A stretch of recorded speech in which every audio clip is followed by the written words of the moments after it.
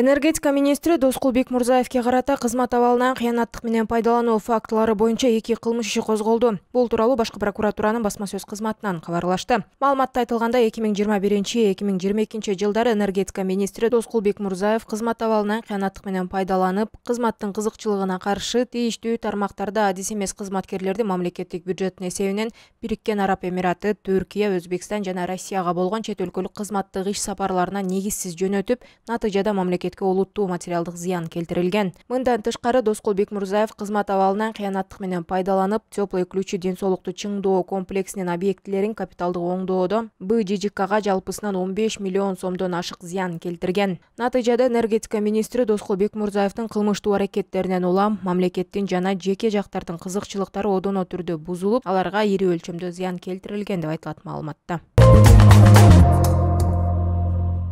Бишкекте үйдөн өрт чыгып, 2 кыз жаракат алды. Бул тууралуу өзгөчө кырдаалдар министрлигинен кабарлашты. Маалыматка ылайык 1-май районунун Сирпухов көчөсүндө жалпы аянты 120 чарчы метрди түзгөн жыгач устундуу тыныке менен жабылган турак үйдүн мансард чатыры гипсокартондон шыбы толугу менен күйгөн. Өрттүн кесепетинен 2009 жылы туулган кыз көзүнөн жаракат алып, ал эми 2010 жылы туулган кыз түтүндүн жытына ууланган. Жабыркагандар тез жардам кызматы аркылуу ооруканага жеткирилген. Өрттүн себептери такталууда.